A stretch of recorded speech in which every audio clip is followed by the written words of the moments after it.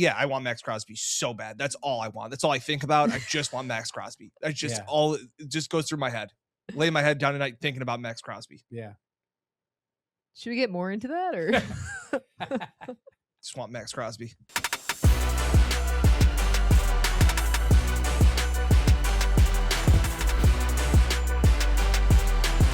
Now, from the Connors and Ferris podcast studio, this is the Buffalo Plus podcast. Welcome back to the Buffalo Plus podcast. Mike Catalana, Dan Fades. I am Jenna Cottrell. Please be sure to like, comment, subscribe, and share. We are here in the Connors and Ferris podcast studio, and today we're talking about the Bills' defensive line, what they had in 2025, what things will look like ahead, as well as some of the guys and the players that we wanted to talk about. But before we do that, Daniel, we got to talk about all the people that shouted us out in the comments and where they watch from, because it's pretty incredible. Yeah, we joked around about Winsted, Connecticut, and how we're a big Buffalo Plus city. Yeah. They reached out back. They said that there's a Bills backers bar there. We had people watching St. Catharines, Ontario. We had people in Mexico that was talking about the garbage plate. We had people in Brazil, Saudi Arabia. Bananas. Yes. The amount of people. And it was really cool that, like, when you asked that question to get the response that we did. So again, I think we want to, Mike, there were some people in Binghamton. They said they've been watching you for a long time, not in a creepy way. Think about this, though. I was only in Binghamton for like a year and a half. And I think I believe the person said I covered something they did in high school then. So yeah, shout out. That was cool that, it's been a long time since I've been there, and really was from all over the country. And the other world. countries. The world. Worldwide. The worldwide leader, Buffalo Plus. How about that? I do love it. That's cool. And we got a message from Job he's a Tulsa Bills backer. I hope I'm pronouncing that, but Bills backers bar from Tulsa, Oklahoma, who also reached out. So very cool stuff. Well, we met people from England. We've met people in Australia. They were messaging and started watching in Australia, now watching in DC. Pretty cool stuff. Yeah, we love it. All right. So we really appreciate that. Reminder, if you haven't already subscribed, be sure to. We really, really, really appreciate that. All right, let's get into, though, we're going by position group throughout this entire offseason, just breaking down what the Bills have done on both sides of the ball, where they're at in terms of their roster. And Michael, for the defensive line, I feel like we have to start with your guy, Greg Rousseau. He's the only one that's guaranteed to be back. As far as a D end is concerned, I think Correct. Michael Hoecht's going to be considered a different position this year. More of like that outside rush linebacker. Yeah. Who knows? Like we said, it's a 3-4 that at times will have different guys in the front space because they've put themselves in this spot at defensive end. Rousseau got paid last year. We joke about it a lot of times. He's a good player who needs to be back. He's not a great player. And the truth comes out when I speak. How about that? Because your glasses. I'm shook. And I apologize to you shook guys for wearing the glasses. I know sometimes people get all worked up when one of us wears glasses. Let's not drop them today. I'm not going to drop them. I'm going to keep them right here because I'm reading all my notes. I got a lot of notes. My one note is Greg Rousseau's good, and they have to have him there. I don't know if any of the other guys on the list who have played D end for this team are guaranteed to be back. I think a few of them, will almost definitely be gone. Some of that is the change in philosophy on defense. Yeah. Some of that is the end of contracts. Yeah. Even though it costs you more. And I think Greg Rousseau has a physical skill set to play both of these schemes. Yeah. I think he does. He'll be used probably differently. It's going to be an adjustment for him, but hey, like I said, he's coming back. There's no doubt he's going to be on the roster. This is offseason, Mike, where he tempers expectations. And then as the season gets closer, you're going to be like, this is the year. It's a dozen sacks for Greg Rousseau. I mean, I said he was going to be the best D end. He was. Okay. Last man standing. That's a low bar. Groot. That's a low bar to clear. Okay. Why is he so polarizing, in your opinion? Because I think when people see a defensive end and he got paid a second contract, they think about getting to the quarterback. Hey, look, he's got to get to the quarterback more. Yep. He did show those flashes. Yep. I mean, we saw the Cleveland game. game. He was great in that game. He made plays. He's the only guy that sets the edge. He really was. He's the only one. Yeah. That is his strength. After seeing Bosa. not do that at all. So in that case, he is like I said, he is a good football player. And I will say this, and some people push back, I think he's the equivalent at defensive end that Khalil Shakir is at wide receiver. Ooh, okay. Is that not fair? I feel like Shakir's made more plays. I agree with that. I also think Khalil is not as physically gifted as Greg Rousseau is. Because you see the size and you think you expect more. I'm talking about production. I'm saying is if I was looking at defensive ends in the NFL, I think Greg Rousseau is somewhere in the 20s. Yep. 23, 24, 25, yep. Wherever. I think Shakir's outside. Shakir's outside the top 30 for wide receivers. Right, definitely. in terms of but he's a really good player. Yeah. And I think we all agree that Khalil Shakir can be a better player if he had more help. I don't like how you tried to twist that. Yeah, I don't because Shakir is his role is safety blanket slot wide receiver. Like I don't put Shakir and Justin Jefferson in like the same. Justin Jefferson. Justin Jefferson, you are talking about the top 3 receiver in the NFL. I'm saying is if I'm talking about wide receivers have different responsibilities and roles. Greg Rousseau's responsibility should be to get the quarterback on the ground and to affect the game. And he doesn't do that enough. Yeah. That's where I feel like Shakir does his role more consistently at the level. If Shakir was dropping passes, then I could sit there and say, well, he's not doing his job. But Shakir does his job. Talk about where they rank in the NFL. So you're trying to skew the stats to help your argument. He's the best receiver of a bad group. Greg Rousseau is the best defensive end of a poor group. That's what I'm saying to you. That's fair. I see what you're saying. I don't personally. Yeah, he's trying to shoehorn. He's trying to drag Shakir down with Rousseau, and I don't like it. No, I'm saying is people love Shakir. And I will say this in fairness, Shakir was what? 5th round pick. Mm-hmm. Greg was a late first round. 30th. First round pick, 30th pick in the draft. I think they're similar in a sense of forget the draft status now. They both got paid a second contract. They both make good money. I don't know where Shakir's is in terms of wide receivers. Wide receivers is really high paid. So are defensive ends. Yeah. I think they're both probably around 20 something or 30. Yeah, they're in the low. And then their numbers will continue to go down. Right. Because other people are going to get paid more. I didn't want to make this specifically about Shakir. I just meant I do think Shakir would be helped if, there was somebody really good on the outside. I like that piece of the argument because I agree. If Greg Rousseau had a great running meet, I think his stats would jump significantly because that just helps everything. What is the saying? Like a rising tide lifts all boats. That's why I think, not to get into Tim Settle, but I think Tim Settle had a really great year this year because he had outstanding players around him. Yes.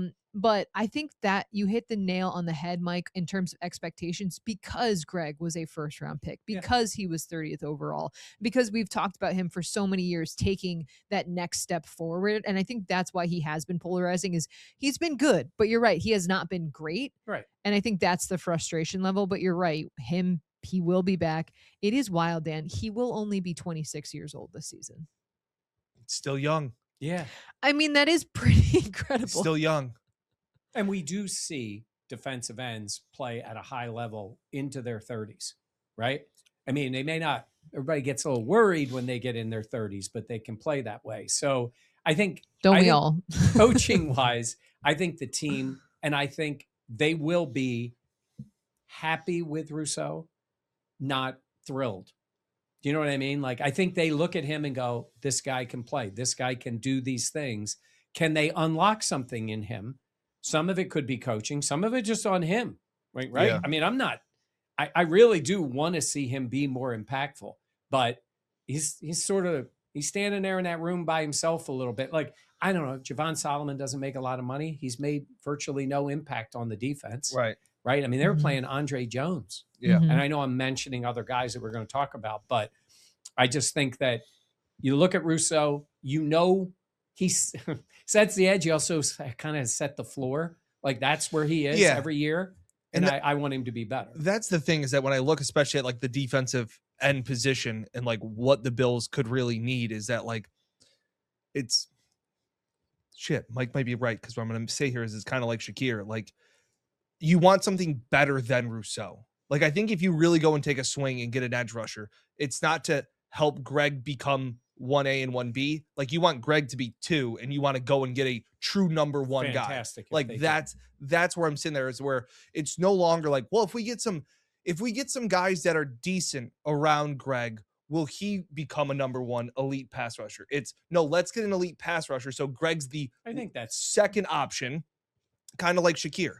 If you give somebody above Shakir that can be that guy, then maybe Shakir can thrive more, a little bit lower expectations. Yeah, you agree with me. I know. I walked in. So Max Crosby. But I made a bet. Yeah, I want Max Crosby so bad. That's all I want. That's all I think about. I just want Max Crosby. That's just all. It just goes through my head. Lay my head down tonight thinking about Max Crosby. Yeah. Should we get more into that or? Just want Max Crosby. Okay. Anyways, let's move on. There's the open. Joey Bosa. Actually, I'll start with you, Dan. Joey Bosa. So he free agent this season, 31 years old, 5 sacks this last season, 5 forced fumbles. Void year. His cap hit in 2026 for the Bills is going to be $7.2 million. That signing, what are your thoughts? Didn't work out. I think you wanted him for even more than anything. Even if we all thought, we joked, oh, if you could bubble wrap him and then put him in for the postseason, because then he'll do it. And I thought he played worse as the season went on. I know he battled the wrist injury, but early on he made impact plays. Maybe the Cleveland game was the last one where I thought he really made a couple of impact plays, but New England made that play in New England, had a good game against Kansas City. Like individually, he had good games, but to your point, they brought him in for that, to make that big play against Bo Nix, to make that big play, against Trevor Lawrence. But it's not even the big plays. It was allowing big plays. That's what hurt them with, and I know like Greg does a great job at setting the edge. It is shocking when it's like, oh, it's setting the edge. It's like, oh, he gets guys in and out of the huddle, like as the quarterback or the middle linebacker. But you saw when it wasn't there and they ran to Bosa's side. Yeah, it was fully exposed and left other guys out to dry. Jenna, you see it in basketball. Even great scorers, like sometimes when they're on defense, they hunt them. Yeah. And they look for them because they know that is not what they do well. And I think teams, it appeared that they saw that in Bosa and just went after him in their run game. Mm-hmm. And it put the Bills on their heels. It's not always just the yards you give up. What do they always say? And I agree with this. You earn the right to rush the passer. Yeah. If you're in 3rd and 3 all the time, man, that's tough. That gets really tough. So I think that was the case with Bosa. I do not think they'll be in the market to bring him back. Somebody's going to pay him. He stayed healthy this year. Yeah. He's been it's the most he's played in many years. Somebody will pay him. And I think his number, I think they at least Spot Track had him as a projected number is like 13 million this year. I don't think he's back. No. I don't think so either. I don't think so either. Tried it, didn't work. Yeah. I appreciate the trying. Hey, why don't you take a swing? But it is what year? Oh, you mean Beans trying? Oh, yeah. But like, what year will it be where we don't have to talk about pass rush and wide receiver because the Bills have addressed those needs? Every year, I feel like we talk about the exact same thing. It's pass rush and wide receiver. It's what knocked him out of the playoffs. And Brandon Beane is the one who has said that. The way you go out tells you a lot about your team. Wide receivers let him down. They didn't get to the quarterback. Yeah, look at what Seattle was able to do. Like, it's funny. Like, I know we're talking about individual players, but kind of wanting to look at the big picture of the lack of being able to get after the quarterback. And it's like Christian Benford was like their best blitzer because of like what he was able to do in effect from that position. So like they had to get creative, and you see the playoffs when teams got after quarterbacks, how much it affected them. And I know that's what Jim Leonard wants to do. And that's great. That's what every defensive coordinator wants to do. But I looked at that Seattle defense and I was just like, they're filled with dudes. Yeah. They just got tons of dudes out there all over the field. They've drafted some, signed some in free agency, and that's what helped them win a championship. No doubt. And that falls on Bean to end this narrative or end this hunt. Yeah.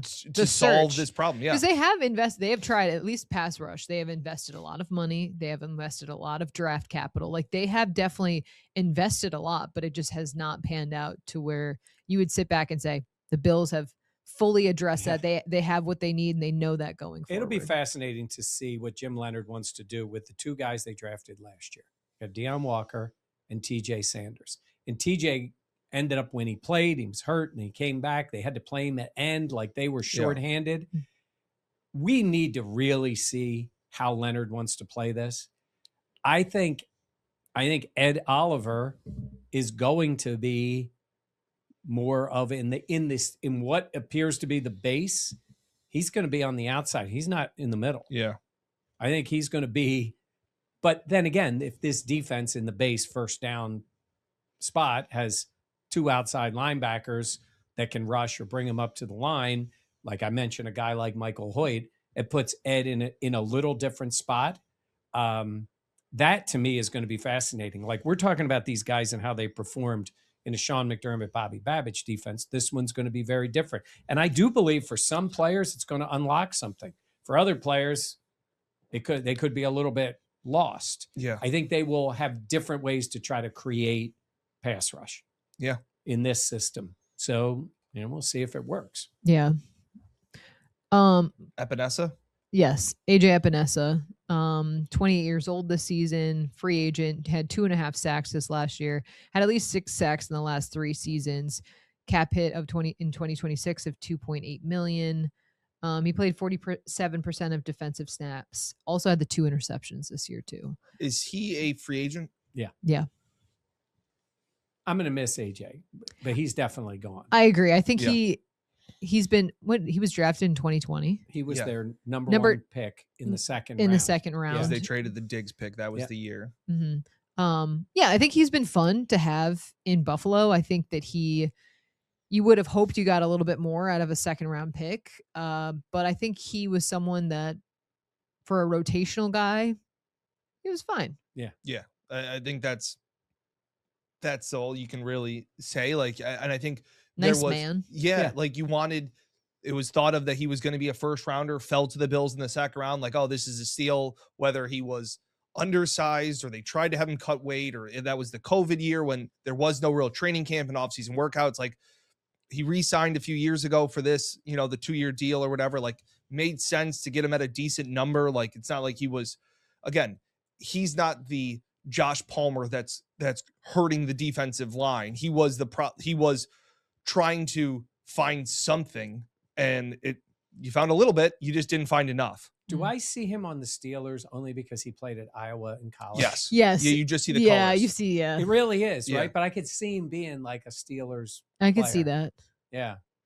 Yeah. I like AJ. Again, I like him, and I think you get to a certain point, and then you move on from the player. He's going to get paid by somebody.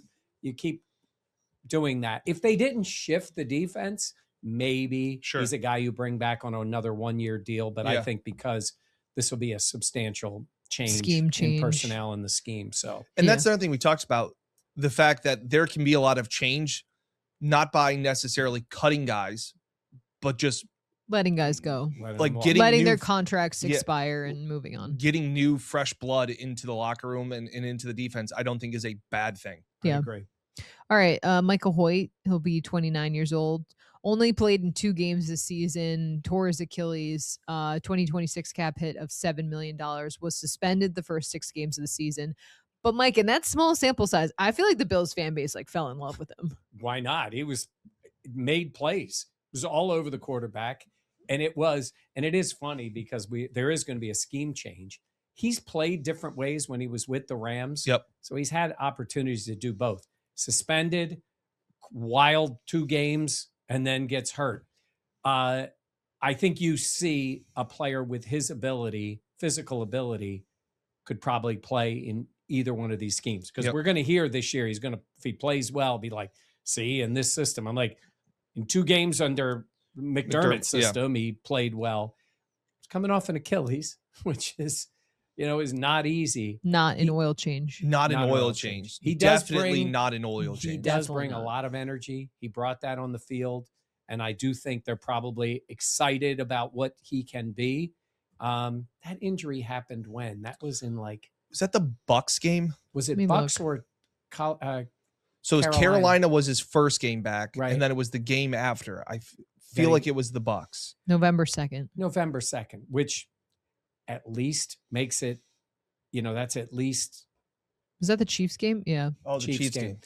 At least it's another Yeah, couple of months. Then you see some of these other injuries, like Tyrell Shavers was so late when they get hurt. So I'm excited to see what we get from Hoecht. That's for the the thing. year. I feel like a lot of times a player gets signed and you see the one highlight or you see the one play and you're like, oh, this guy's going to be awesome. You're like, well, he's on his 4th team in 5 years. Like there's a reason that he's bounced around. And sometimes I try and temper my expectations. And then to see what Hoecht did in those 2 games, it was like, this guy's an animal. Yeah. Like you're hoping it was just a rolled ankle. Like, oh, he'll be back. And it was like, you saw how devastated he was and kind of the team and the way that he stayed on the bench after. Like he didn't want to get carted off because he wanted to be with the team and all that he had gone through, because like I said, they knew of his PED suspension when they signed him. He owned up, stood up there, said, I trusted my trainer more than I should have. All of these things, I got to pay the consequences. Was training at local high school. and they said the school buses were coming in saying, go get him Bosa. And he's like, I'm not Joey Bosa. But he had probably as much of an impact in those 2 games. Like it felt like the defense had energy, aggressiveness. Like he was kind of signed as that joker, like the jack of all trades kind of guy in the defense, could be anywhere. And you saw it and you were like, this is it. This is what you signed. You got it. So I do have that excitement with him coming back. It is just, again, tempering expectations for a different reason because of the Achilles and that burst that we said, you saw how long it took Trey White to come back from that kind of stuff. So wondering where he'll be when he comes back. Yeah. But it was fun to watch. It was a lot of fun. In those couple of games, dang, Bill's got a dude. And then, he's awesome to talk to. Yeah.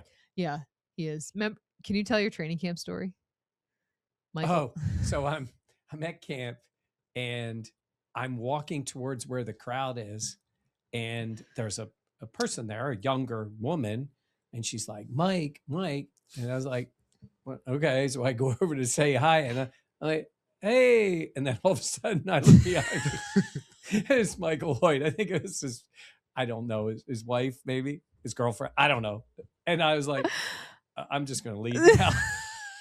Well, I mean, it's like, it's so good. At least you didn't run into a jugs machine. Like you have to be a total idiot to just run into a jugs machine.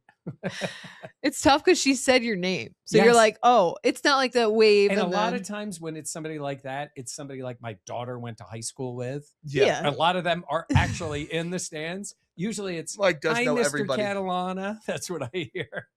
But no, it's like, Mike, hey, how you doing? When you shared that, I laughed so hard. Yeah. Okay, next guy. Landon Jackson, 23, second year of his rookie contract. 3 games played. He didn't register a single stat. Torn MCL and PCL. His knee injury. I am going to say, hopefully he's physically back in a good, like he's rehabbed and he'll be good. I think it could be a blessing for him to get hurt. Not to get hurt. That's why I'm saying about the injury. Yeah. I don't think he was ready to play in the NFL. We've seen guys like this before. He came in, he didn't seem confident.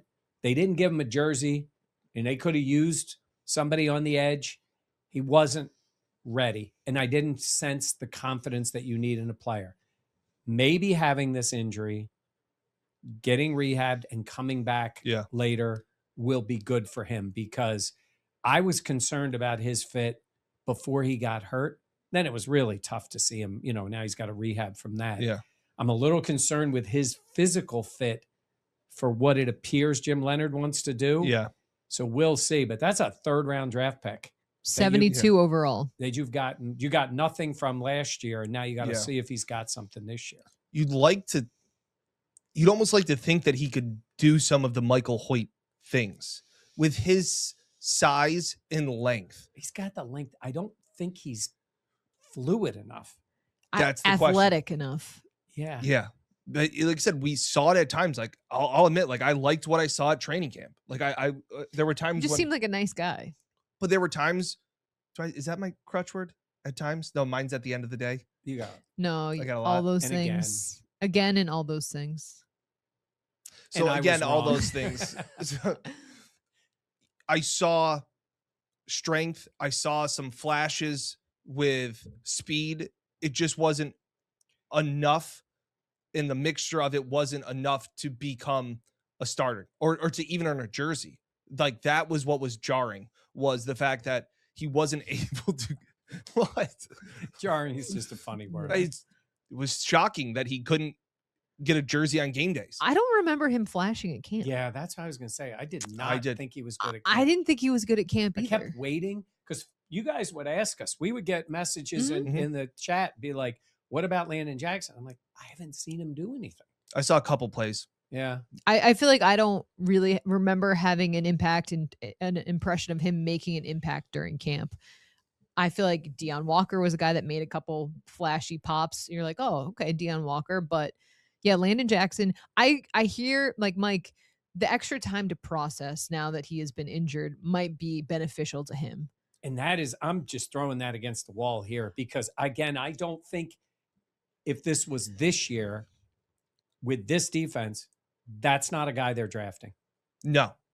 So it brings me back to Shaq Lawson because Shaq got drafted by Rex because he went to Clemson. Correct. I can't think of another reason. Correct. Shaq, it was always never really a fit for Rex's scheme. Yeah. Then the next year, Shaq was talking. He was all excited. And he was like, this is something that fits me. And I go, well, you got drafted by this team in the first round. It didn't fit the scheme. And he was like, yeah, I guess that's kind of true.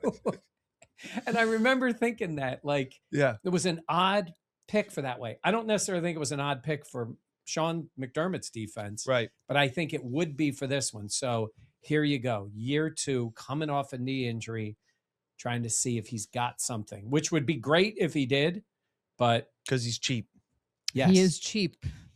And I don't know if you just, like I said, Bean made the pick. I don't know if you just throw away a 3rd round pick. No, I think you have to give him, you got to give him the year. Could he be your AJ Epenesa this year? Could be. Like, could he be a like maybe that's what you're that's what you're hoping for that. That's what I'm hoping right now is that he could, that's his ceiling, is being. What if he just comes out this year and he's like a perfect fit for the defense? I mean, that would be kind of stunning because I don't think like that for him physically, but I guess we'll see. He will come back in the best shape of his life. We are not there yet. Yeah, we're approaching. We're approaching. We're gonna start hearing stories. Best shape of their life. I need to be in the best shape of my life. Yes. Going to Greece. Gotta get it together. But no, the best shape of your life was wedding season.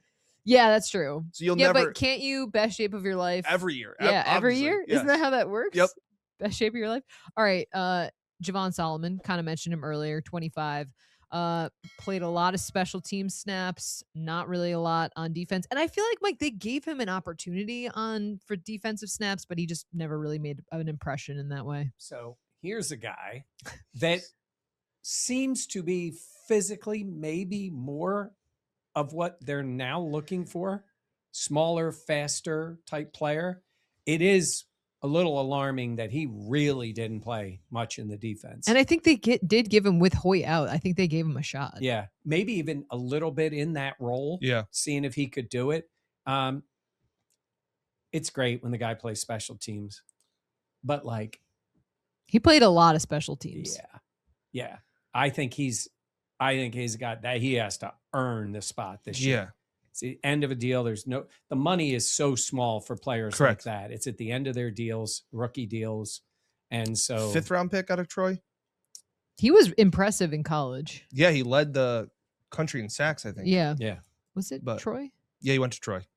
Okay. I knew it was a smaller school. Yes. Okay. You didn't believe me. I didn't. I looked it up. Let's talk Ed Oliver. 29 at the end of the season, end of this upcoming season. $21 million dead cap hit. So AKA not going to happen.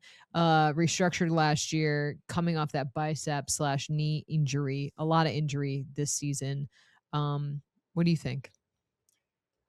I think they're hopeful that this scheme really works for Ed. He fits more. If you look at the prototype of the size of players who play a little more on the outside than what they have been, like where he has been, he's in with the big boys there in the middle. Yeah. Because you always look at him as a smaller player, which he is. Correct. Now you look at him kicking out, different technique. I think the hope there is this, and I've used the phrase unlocks, but unlocks Ed, gets him freed up a little bit. It's a different role than an outside defensive end pass rusher. Yeah. But I do think we have seen Ed be able to penetrate. And then, now I know it's early for this, like they'd have to be all in on it, but Ed could be one of those players that redoes his deal. Yep. Because if they say, hey, Ed fits in this, he's going to be really good for us. You rework that deal, kick that down the road a little bit. I think Ed brings a lot to this team. And I do think there is another level for him. And I guess you could almost argue that he's played out of position a little bit.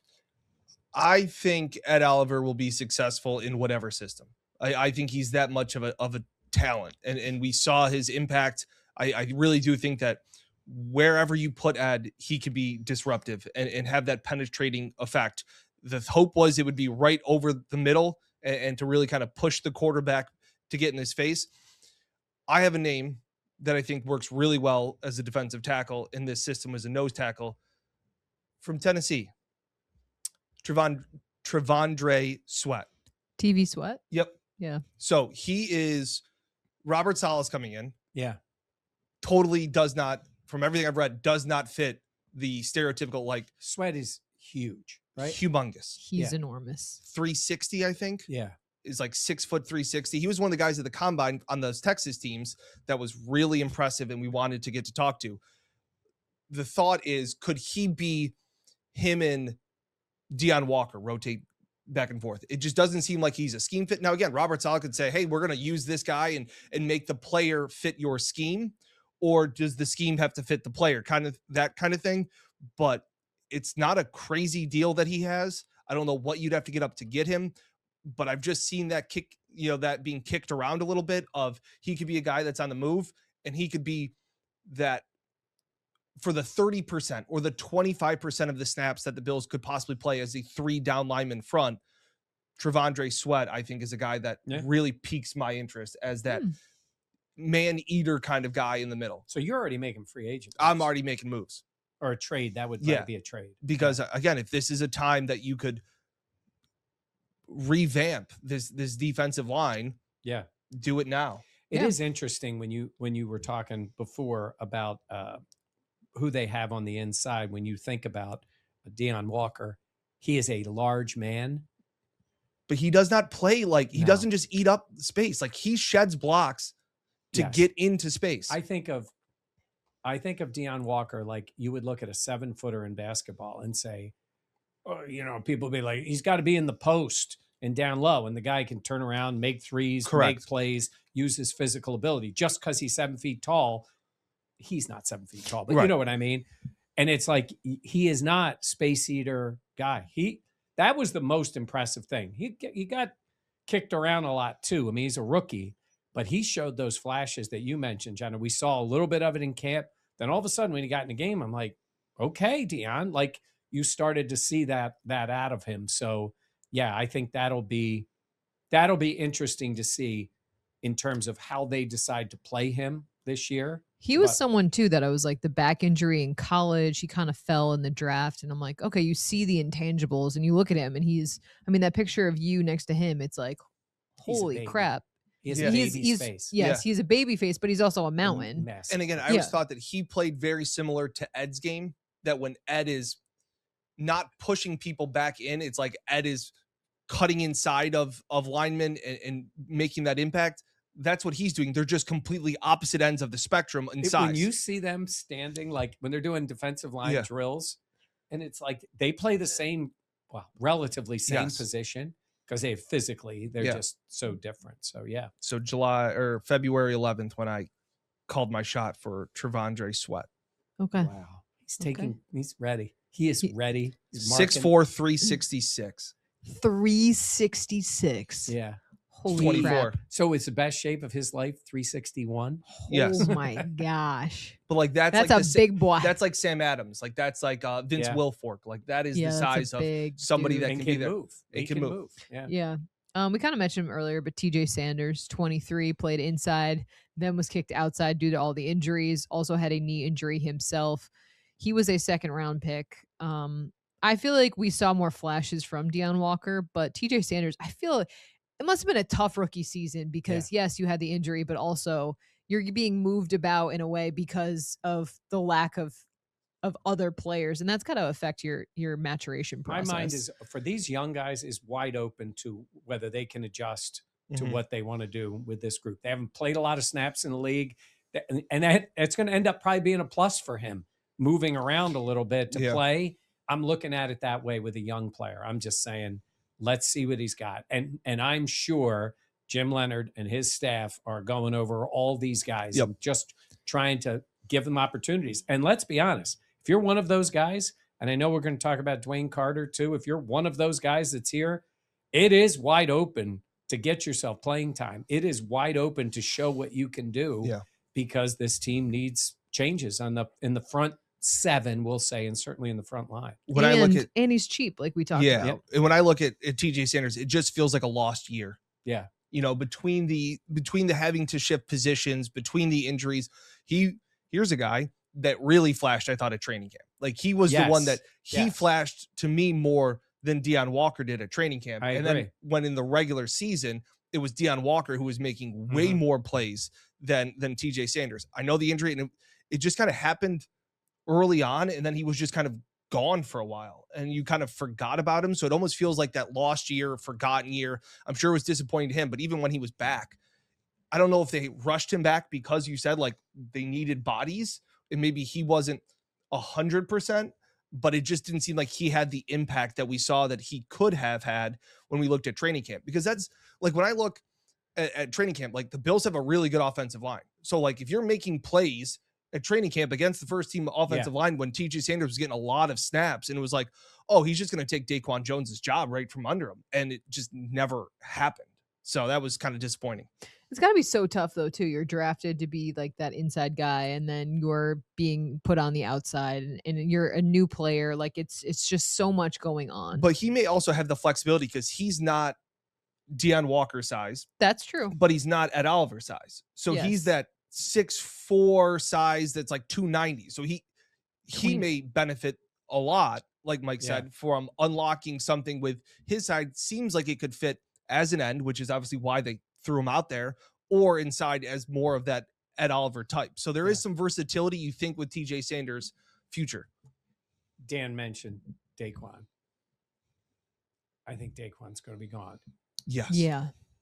I think he's going to be, 34 next year? Maybe 35. 34. Man whooping another man. He is. And DaQuan's been a good Buffalo Bill. He's been, with Ed out, that made it tougher for him. Yeah. He was probably playing a little out of position at times. I just think at some point you drafted these younger players. You're changing this scheme. He'll be 35 in December. So yeah. And there's probably some, I don't know if there's dead cap. He would have a 3.724 2026 cap hit. But you'd save. Yeah, he was like the third highest cap hit this year. Yeah. His cap hit this past season was 9.4 million. Yeah. Yeah. So obviously that was considerable in 2025. Yes, it would be it would make sense for what they're attempting to do. And by the way, this is before they've drafted a player, and like we don't have any idea where they're going to be. And to Dan's point, since they've already signed a free agent or made a trade, right? You've already worked the deal out. Correct. With Sweat's going to have to get some snaps. Yeah. So love that. He's got the deal made. Okay. Larry Ogunjobi. Suspended 6 games. Had that bad penalty in the Denver game. Yeah, he got 2 of those where I feel like they caused a fumble and he was lined up off sides. No, the other one was Rousseau. Oh, you're right. That was in the first play of the Atlanta game. Yep.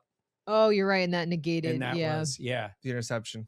But in this case, look, it was a failed free agent signing. Yep. Started out with the suspension.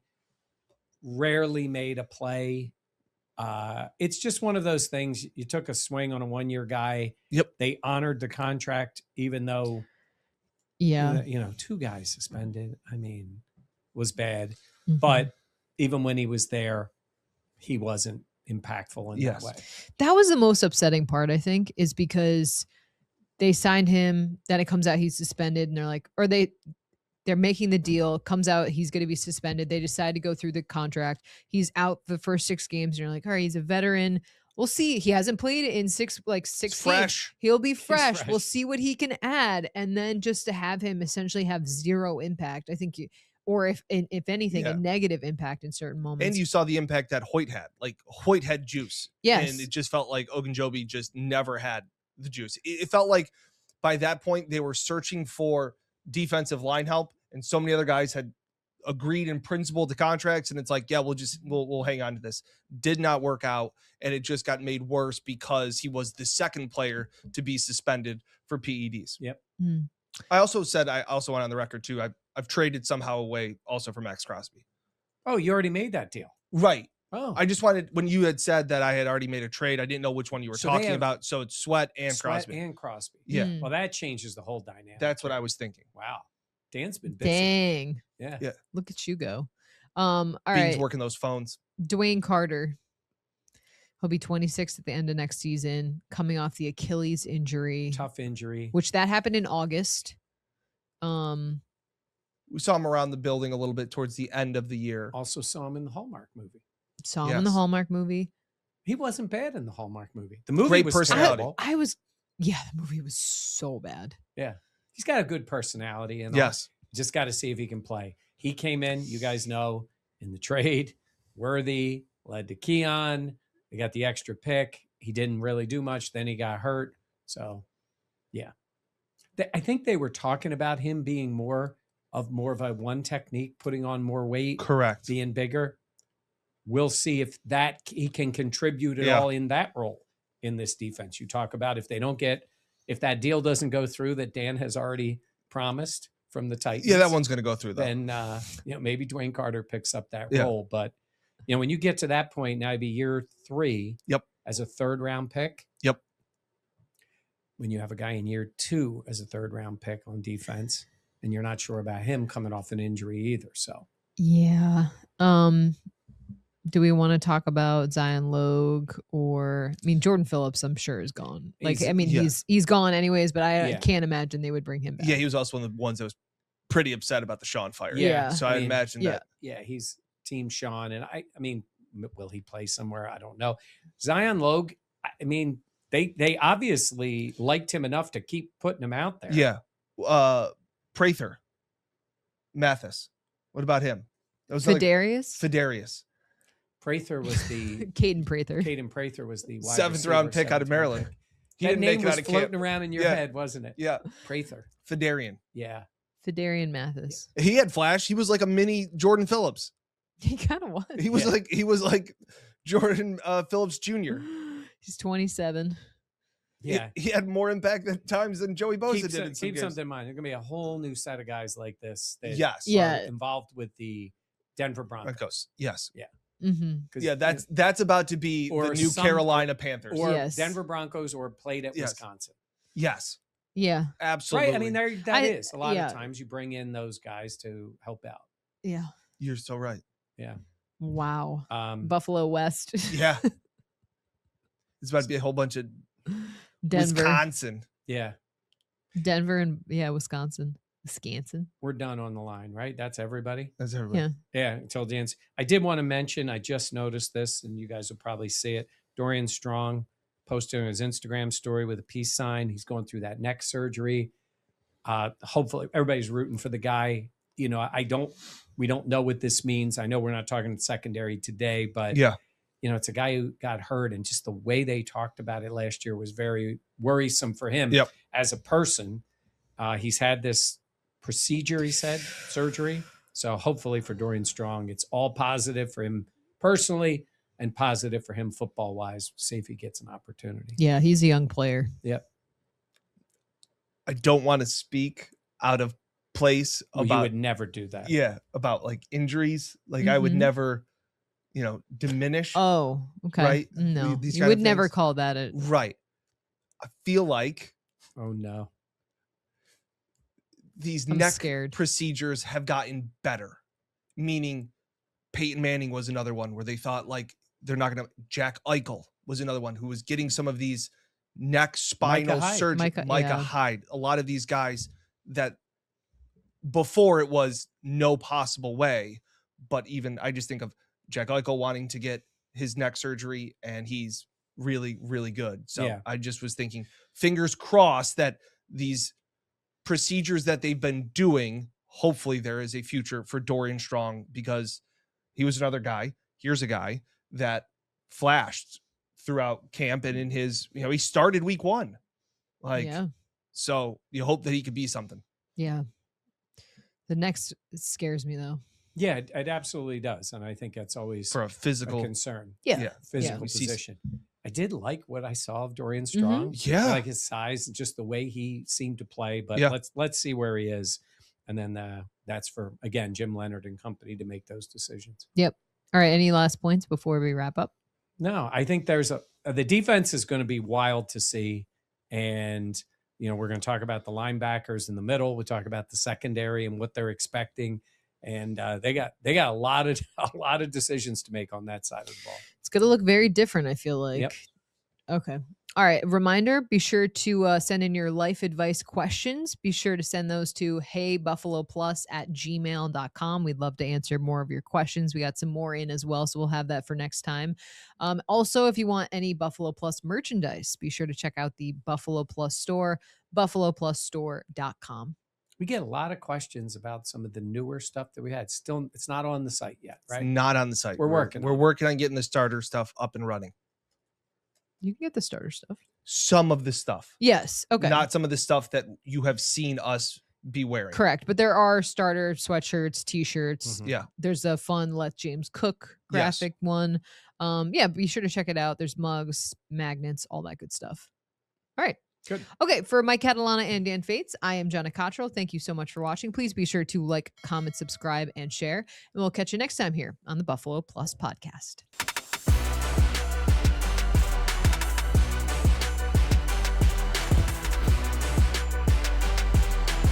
Now, from the Connors and Ferris Podcast Studio, this is the Buffalo Plus Podcast.